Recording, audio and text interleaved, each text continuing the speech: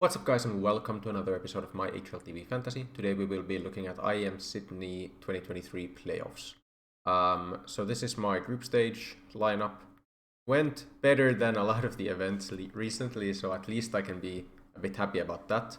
Honestly being a very good pick, Uxie as well. Unfortunately, the FaZe players I picked didn't really perform. FaZe did, of course, they did qualify through to the playoffs, but in the end, Robs and Twists weren't really the players that did the best in this stage. I did expect more from especially Robs because I think he's the kind of guy who's been probably practicing quite a lot of CS2. And then I had Dexter as a filler who did just fine for his price. If you look at like the winning lineup, this is what kind of won it. Yeah, Nafani was really good. Iron was also very good for this event because they were cheap. They managed to make it to the upper finals. So yeah, they were very strong. Monesi and actually JKS being like one of the better options as well. Makes sense in Australia as well. I don't think that's a bad pick at all. And then Zershan.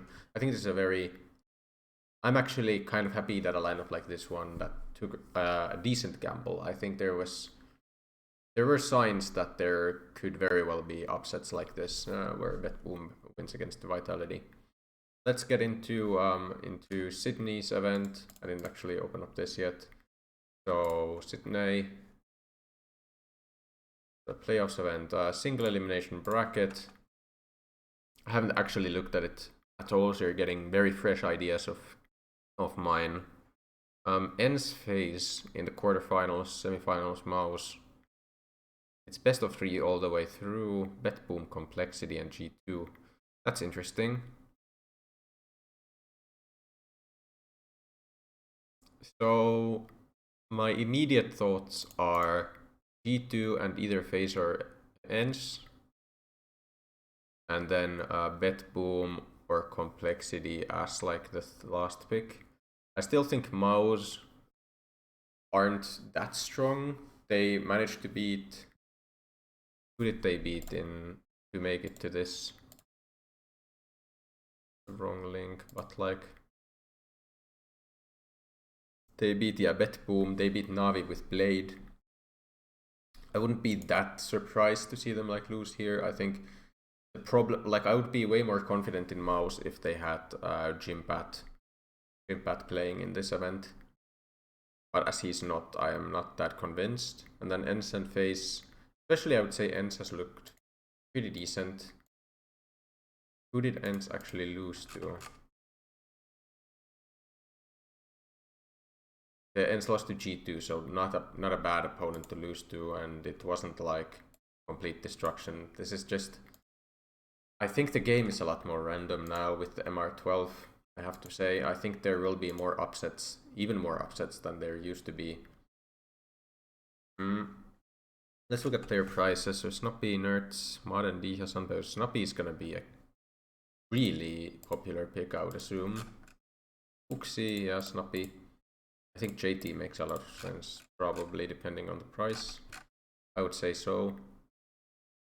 Honestly, like Snappy for that price looks to me.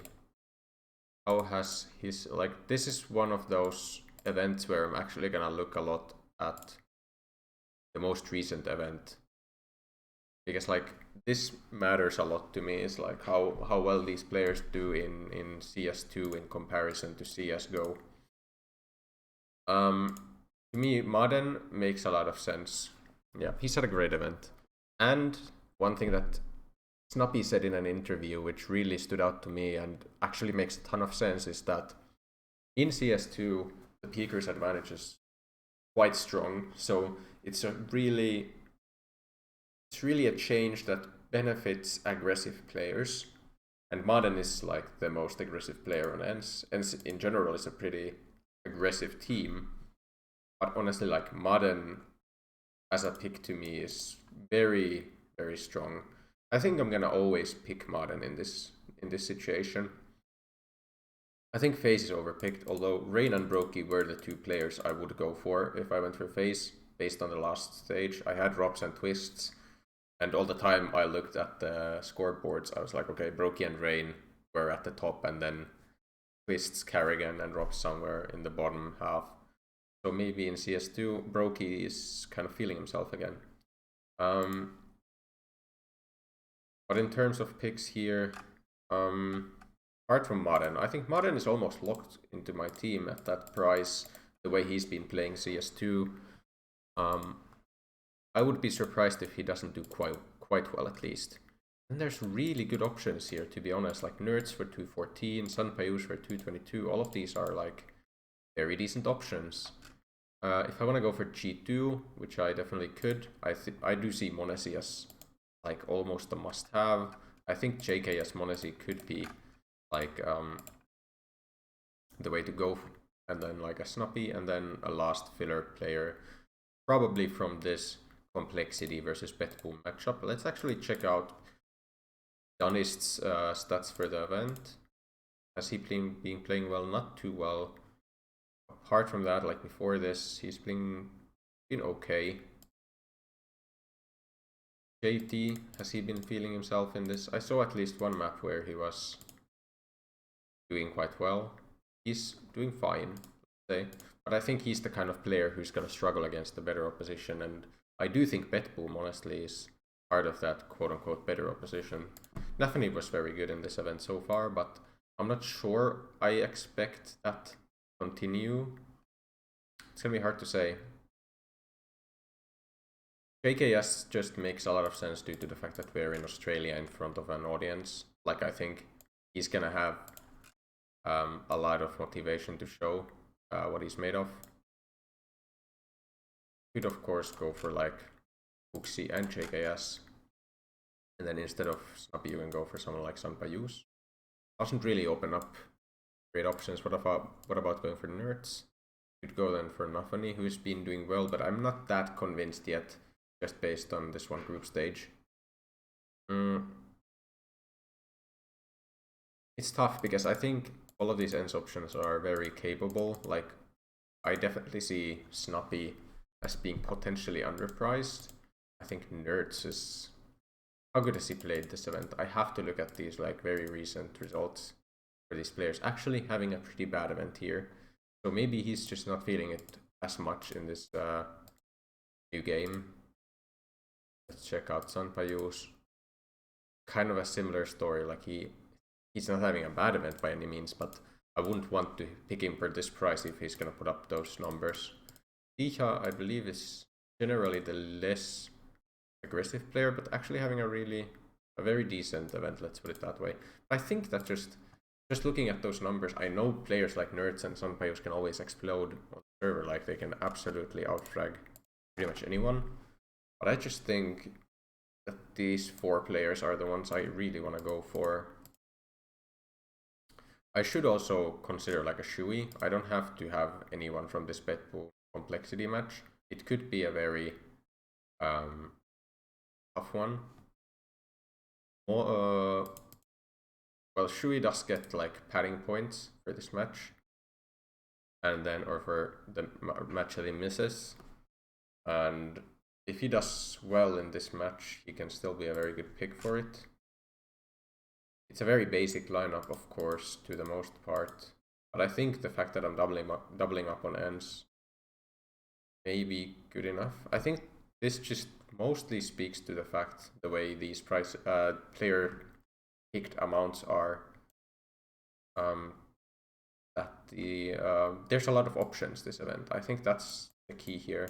I think there's a lot of routes you could take. If you want to go for like a super risky lineup, you can definitely go for Betboom or Complexity. I wouldn't be like flabbergasted if Betboom or Complexity beat G2 in this semifinal. Like, that could happen. I'm not saying that it doesn't happen. I want to actually check out. So if I go, Complexity prices are really nice, and also Betboom prices are really nice. Like, you'd go for something like this, and then just a filler option, 208 grand after this. Like, you probably go for Nerds. Not quite. Against 178. Okay. Interesting, it's interesting. Maybe you don't go Chiron, maybe you go Zorte and good Danists. You probably do get like Sanpayus or just nerds. 196 Shui. Shui is a definite option here. I need to do this for every player. I'm sorry that it's gonna make the whole thing last a bit longer, but yeah, Shui is actually playing very well. It's no like surprise that he's highly picked. If I go, the only problem I'm having is like, if I go for the modern lineup, I think I'm picking a lot of the most picked players. I mean, except for modern. How do I feel about this bet boom lineup? They did lose to Mouse. I think they kind of choked that as well.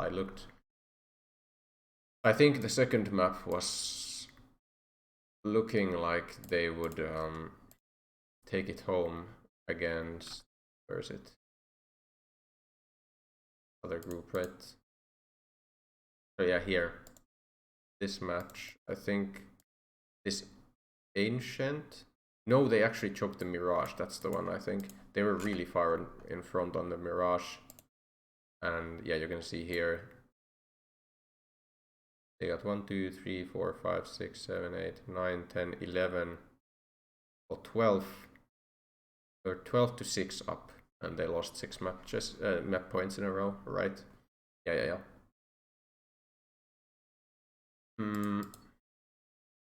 I think I'm just most comfortable going with this lineup.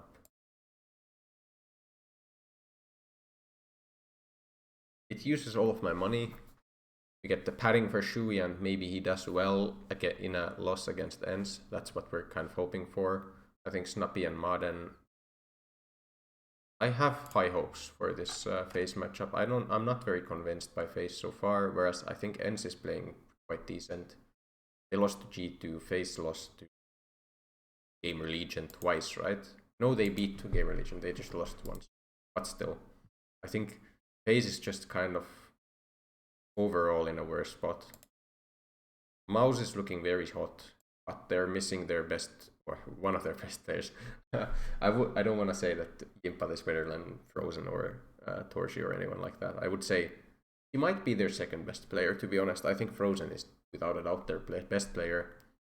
Like Zershen, Torchi, Gimpat, honestly Shui, like if we're looking at IGLing capabilities as well.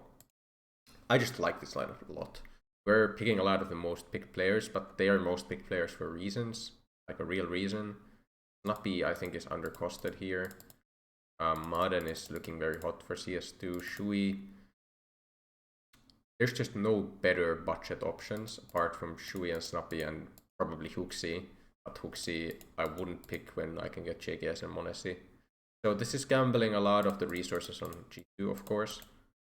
But I still think I'm getting some of the better players from ENCE. And ENCE also, like, this is one of those things where ENCE is a team where any of the players can pop off. Honestly, Snappy can have top fragging performances. Maden definitely can.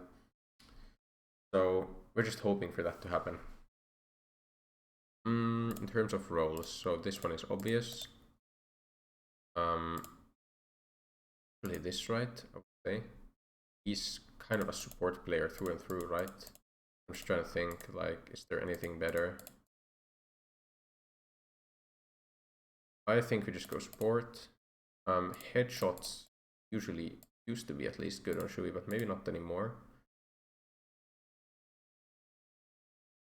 This is kind of interesting. What do you do with Shui? CT rating, that's probably it, right? Or headshots. No, wait, noob. I don't want to go noob. I thought that was headshots. Yeah, CT rating makes a lot of sense. He's very CT sided as a player in general, like you can see it in his. That's a lot of players are, but some players more than others. Like, look, Snappy is actually more T sided. Snappy is one of these players who's really good with eco-friendly. He loves this these SMG kills. I would never go noob on him. I would never go with any of these others. Like, leader even is a bit risky. Because even if they make it to the finals and lose there, it's like maybe there's a 2-1 on one of these or two of these. There's just 2 pointers. then you lose and you get minus points. I think it's not good to pick leader here. And then modern is probably entry. Ooh, those are very low entry percentages for a player like modern. I thought he would have higher. I know he's an aggressive player, he likes to make plays, but maybe that doesn't still mean that he has very high entry percentage for whatever reason. I guess T rating?